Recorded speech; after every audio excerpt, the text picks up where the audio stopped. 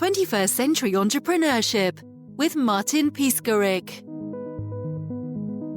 I would say to the listeners that are listening, if you feel like you're the only one in your situation, you're not.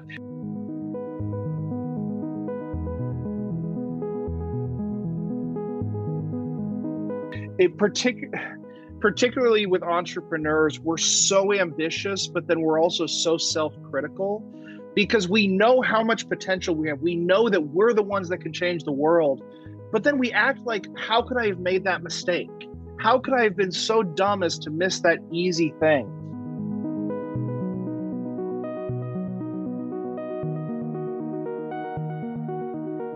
I could tell you so many mistakes I've made that have cost me 5, 6 figures, maybe 7 in missed opportunities. Don't ever think that you're the only one. I would encourage you read biographies because I've read, Jobs, Isaacson, Dell, Musk. I've read every single one of them.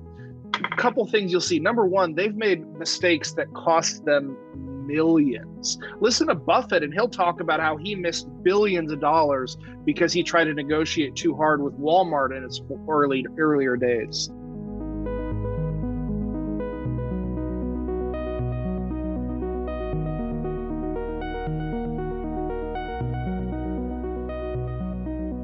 So don't think that you're the only one. And I would say I don't know if I can cuss, but with no bullshit, call me. I'll be there, man. I know how much it hurts. I know how alone you feel, like nobody else can understand.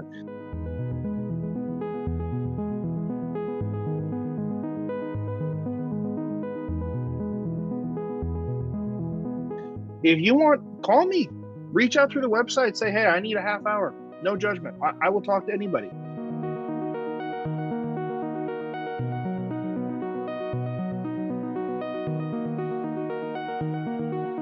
Don't try to sell me shit. If you try to sell me, I hang up. But if you just need somebody to understand, there's so many people out there.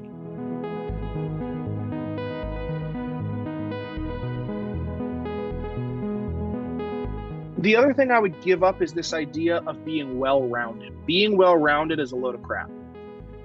Nobody is well-rounded. And the people who try suck at everything. That's how well-rounded they are.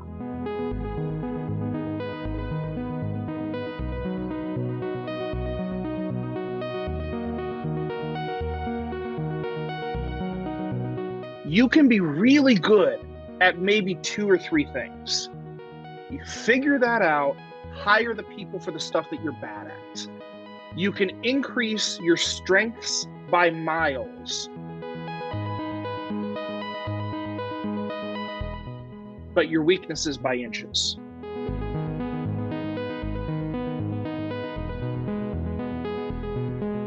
So don't try to be well-rounded. I have given up on so many things that I used to tell myself, I'm going to hire a coach to do this. I'm going to learn how to do this. I just hired people and I trust them to do the job. I stopped trying to be a nice, polished guy. Polished is a nicer word for it, because that's just not me. Instead, I hired people that can either translate or they just know what I mean and they're used to me. So stop trying to be everything to all people. Figure out what you're great at, find your superpower, and don't let anybody tell you otherwise.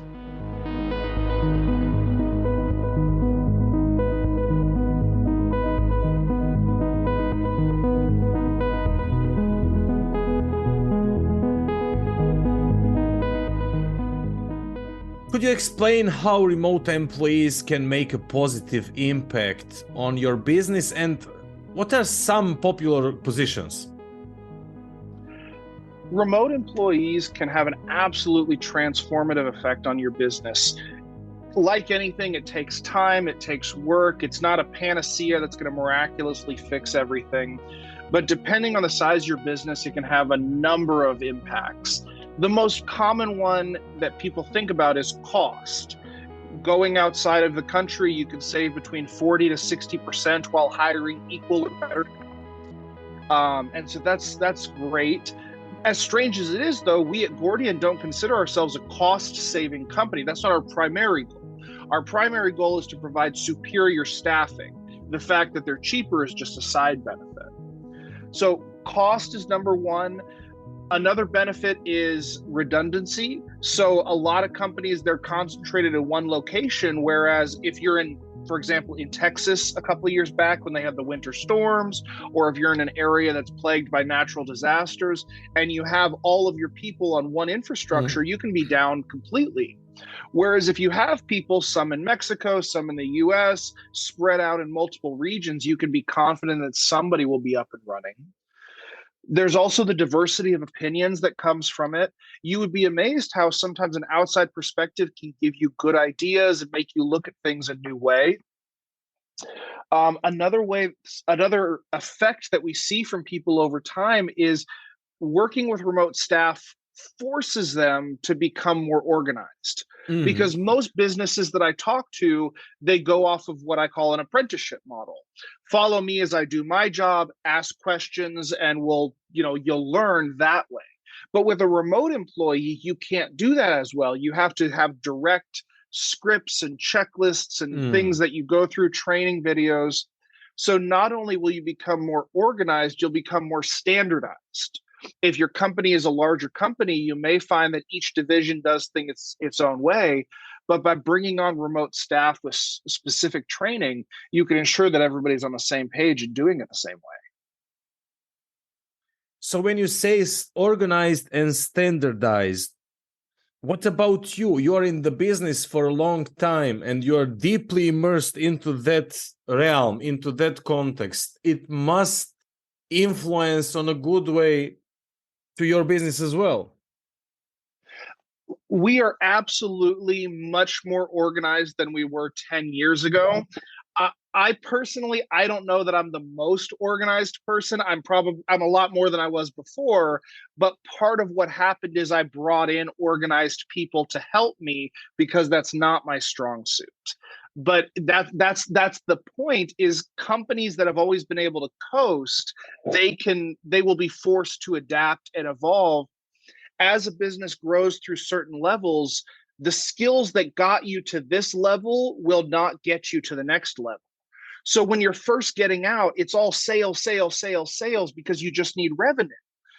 Then you need customer service, you need fulfillment, you need a product. Okay, that's great. Well, when you get to a certain point, then you need organization, you need administration, you need follow-up, you need quality check, you need KPI. And most people, they plateau at one of these levels and they bring on clients and they lose clients, they bring on clients and they don't understand why they did so great for the first couple of years and then they stalled. It's because they don't have the next level of skills, or they're still playing the same game that got them to this level. Whereas with remote staff, you keep moving up because they'll help you adapt to the next level. When you say adapt and evolve, what is the best moment for a company to start with remote? Is it the startup phase or you need to? That's a really good question. Most of the time, I do not recommend hiring a remote employee when you have less than 3 employees. It can be very difficult for it to be your first employee. I won't say never. It depends. Some people that are in e-commerce, they're, something like that. There are definitely times it can work. But most of the time, there is a critical mass that you need before you hire that person. And in fact, the bigger the company, the better the odds of success with remote staffing. Most of the small companies we work with, and I have a passion for small business because it's such a lonely job and it is such an unappreciated job in today's cultural zeitgeist. The business owners are the bad guys, and I absolutely do not agree with that. And my mission is to make it less lonely. But so many of the small businesses that we work with, all they know is they need help. They don't understand, I need somebody to answer phones 40% and do accounting 20% and do sales they just need help. And so they think that by hiring somebody, it will magically get better. And they kind of need to get out of that adolescent phase before they can bring on remote staff. I won't say always, but statistically.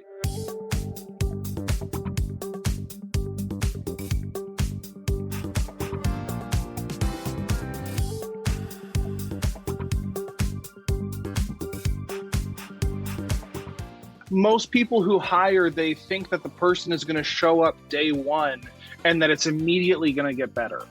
And they fail to realize that when you add an employee, they're going to cost you time. Whether that's remote, domestic, next door, or across the world, employees cost you time before you get them trained up. So you have to be prepared with a good educational training system. You have to be prepared with supervision. If there was one complaint that we get from employees more than any other, it's, I haven't heard from anybody in a week.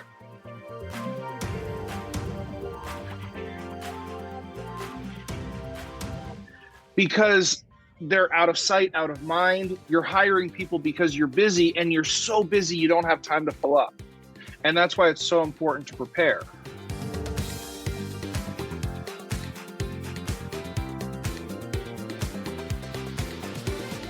So one of the ways that Gordian helps our clients is we check in with both the employee and the client on a regular basis for the first 3 months to see how things are going.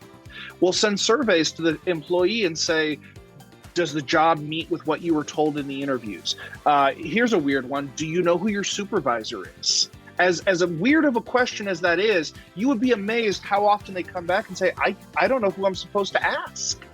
So we check in regularly, and then we pass that information along with clients. And then when the clients tell us something, oh, so-and-so is great, but she's kind of struggling with this, we'll find a tactful way to say, hey, I found this great podcast that you might like, or I found a YouTube channel that might help you with organizational, whatever it is you're struggling with.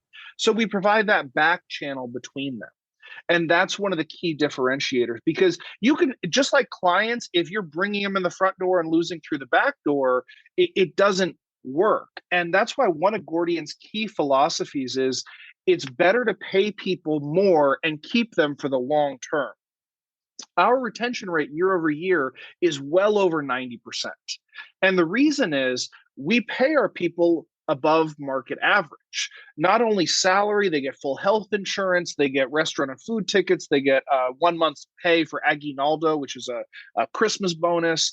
Because if you look at the economics, the training time, the mistakes, the uncertainty, the clients you lose, it costs so much more to turn over somebody every 6 months than pay 15% more and keep them for 5 years. It is night and day difference.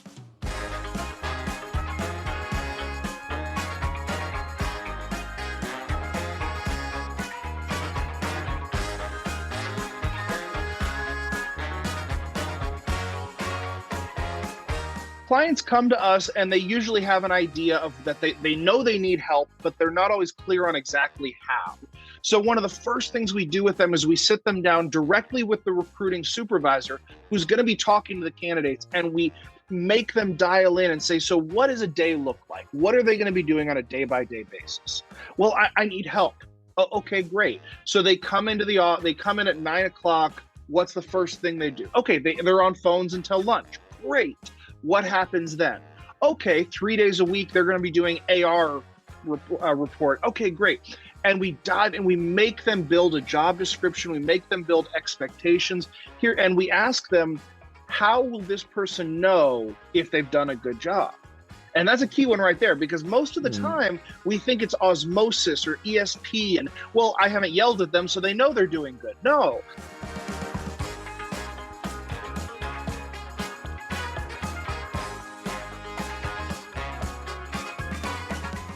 So we make them say, okay, so well, if missed call percentage is under 3%, if delinquencies fall below 10%, we make them put objective criteria. That's how this person knows they're succeeding. Because feedback is absolutely vital, especially with remote employees, because right now there's very little body language. I have to keep my hands up here so I can gesture with them, but you can't see the body language. There's so much information that you miss on a remote call that you don't pick up nearly as much as you would think. And so feedback and just general satisfaction with an employee doesn't get communicated.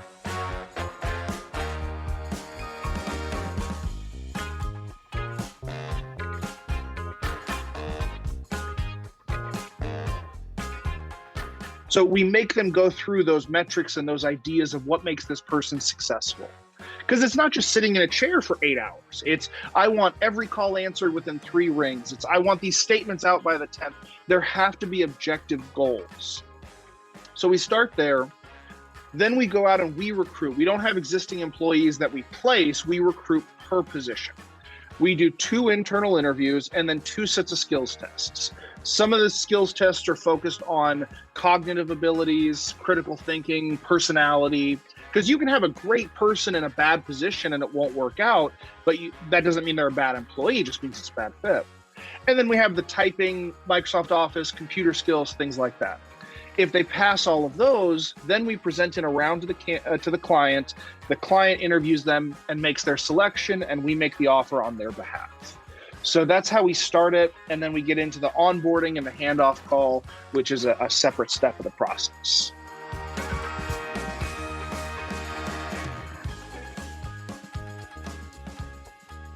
I got into remote staffing personally before hiring for anybody else.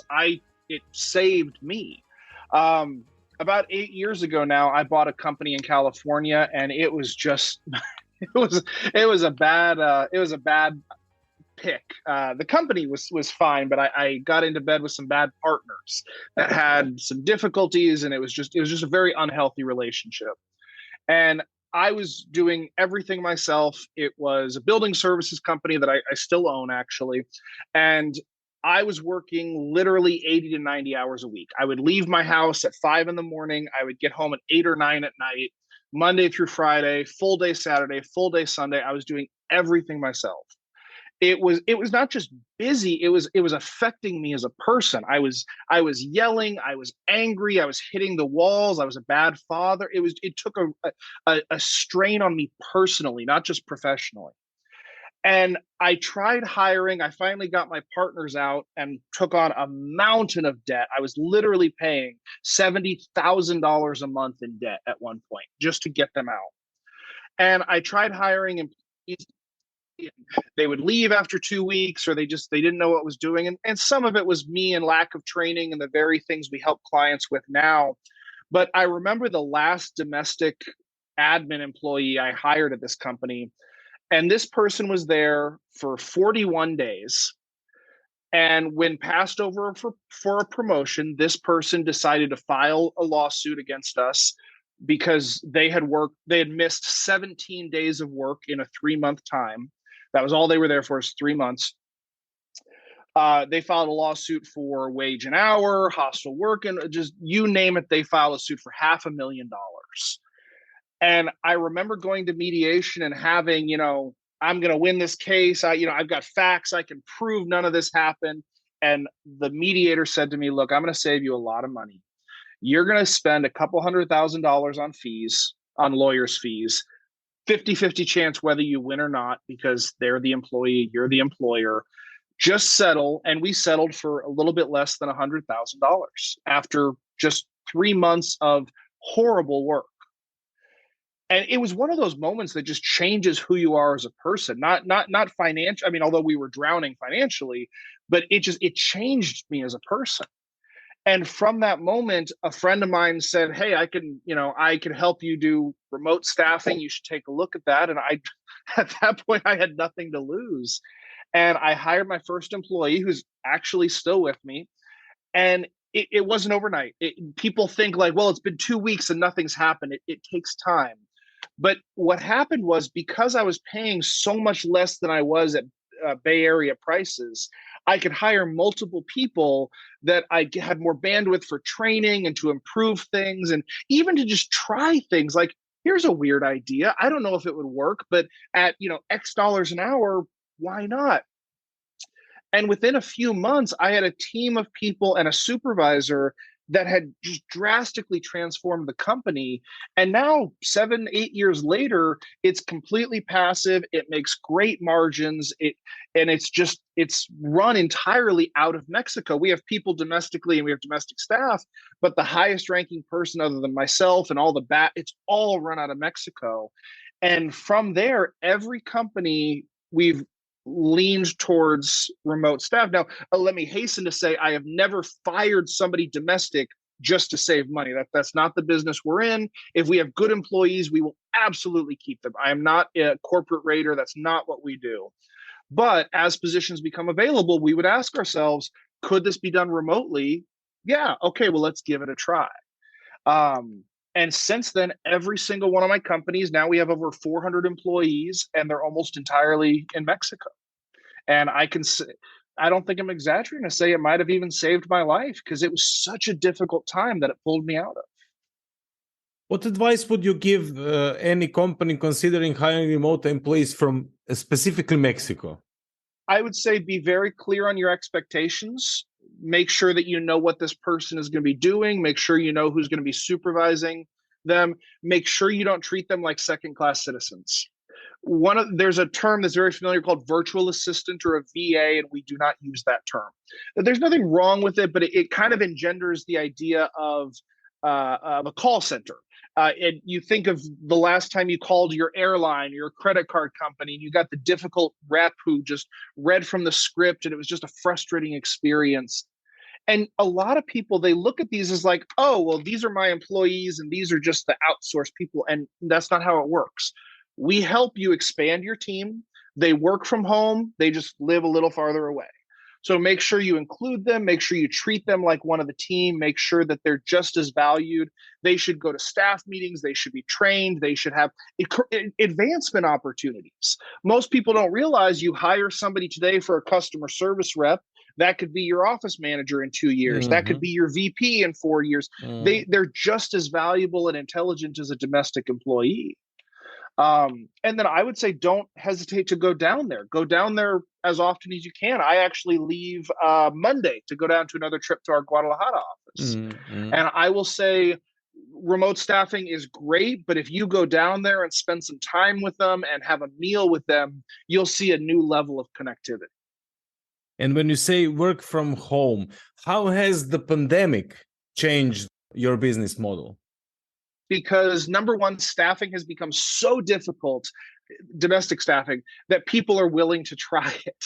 Most of our clients do not come to us and say, hey, I want to save money, or hey, I think this is better. It's, I'm desperate. I need anybody. Let's just try this.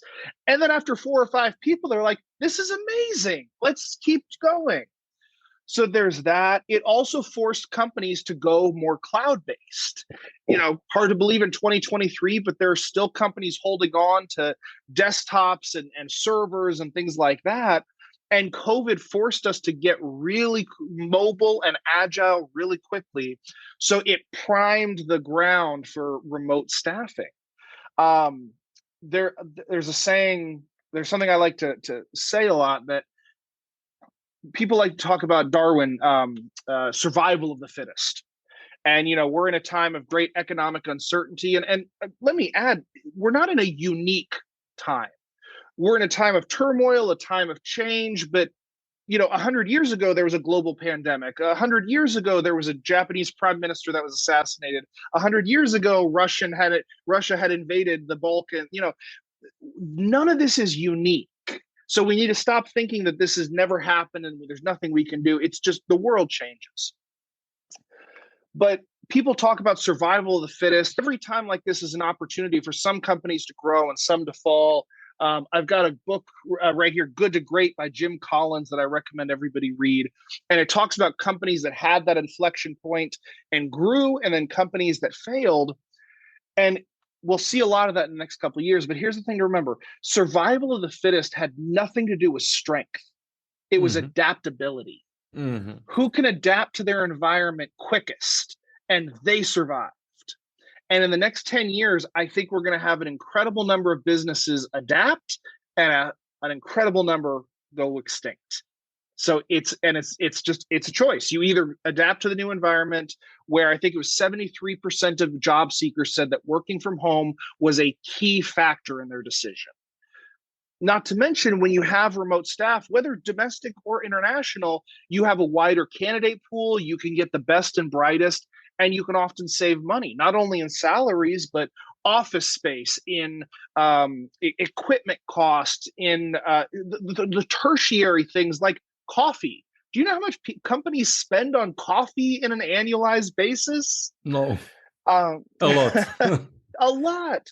And then you look at the productivity lost in commuting, and you look at the carbon emissions, you look at the cost for gas and for childcare and all of that.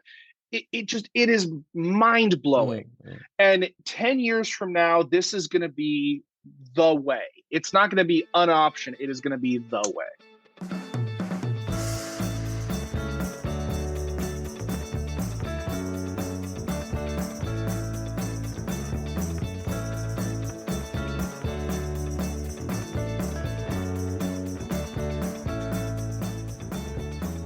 The way, adaptability. Did you prepare yourself to AI? I'm going down that rabbit hole, and it is taking so much time. I just got back from a trip, and I was with some other business owners, and I showed them Chat GPT, and the entire dinner was just write me an article saying this, prepare an email saying this. What are the pros and cons? And AI is also going to be incorporated in that without question. AI, we're going to look back on this the same way we did the microprocessor, the internet, everything. For good or bad, moral judgments aside, the world is going to change in the next 24 months. And again, companies can either adapt or they can go extinct.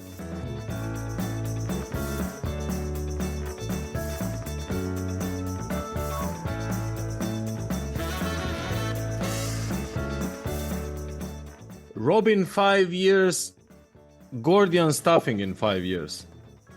5 years from now, one of the things I've learned is I never plan too definitively, because every time I think I know, it changes. So I come up with very broad ideas. Growth, of course, we want to at least triple in the next 12 months. We want to keep doing that on a regular basis.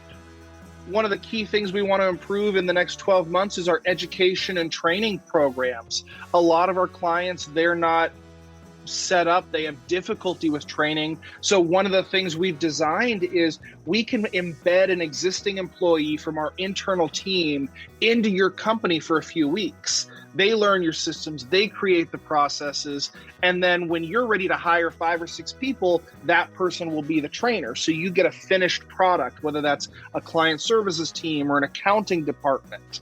So that's one of the key focuses.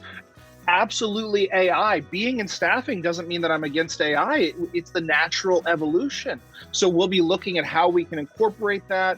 We're all about improving productivity and increasing output of your employees. So if there are ways to do that, we will absolutely be at the forefront of that. We want to look at new industries. We're pushing hard into new industries like insurance. We're very strong in accounting and real estate already. But we want to grow those things.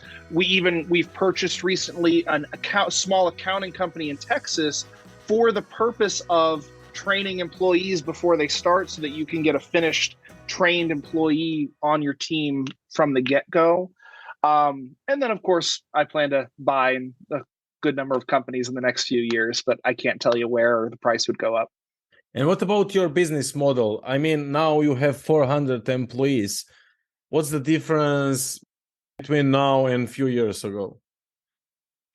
We're a lot more specialized than we were a few years ago, and that's good and bad. I have some amazing talent on my team. To tell you the truth, it's actually a little intimidating, because I've reached the point that pretty much everybody that reports to me is smarter than me in their area. And so it's amazing, but it's also a little intimidating, because I just have to trust that they know what they're doing, and I have to take their advice and listen to it while still coaching them and helping them. So that's been a major change. Communication has definitely been difficult. We, like our clients, have had to adapt from one person doing everything to processes and automation and scripts and policies, but that's made us stronger as well. And ultimately, we've gotten much more efficient. Our retention rate has gone up. Our efficiency has gone up. Our placement time has gone down. Employee satisfaction, client satisfaction has all gone up. So it's been a good few years. So when you say trust, communication, listen to them, what kind of mindset do you think you have now? What was your personal development through all those years of hard time, and now you are in much better position. But again, you have 400 people that you are communicating with. That's a question that I'm still answering day by day, because each day we're bringing on new people and there's a new dynamic. I will say that I am doing a lot less. I have moved from one of the instruments to the full-time conductor. My full-time job is organizing and instructing and making sure we play harmoniously, as you have different departments that have different ideas. I've certainly become a lot less sure of myself, even as I'm more sure of my company. I've realized how much more there is to know. There's something called the Dunning-Kruger effect, that the more you learn, the less confident you get. And I certainly have understood that. I still have my passion for helping business owners more than ever. In fact, I haven't forgotten how lonely and how desperate it was to be in that dark place, and to literally be checking the mailbox 4 times a day, just hoping some AR had come in, because I had bills due that I had to pay. And if this check hadn't come in, this is going to bounce. It's going to bounce. And I have not forgotten that. When you have that level of desperation, that level of hunger, it doesn't leave you. And now I look at it as my place to help other people get out of that situation quicker, because it was a lonely time for me to get out of it. And looking back, if I could have known just a few things that I know today, I could have avoided or sped up so much of that. And we want to be that for our clients.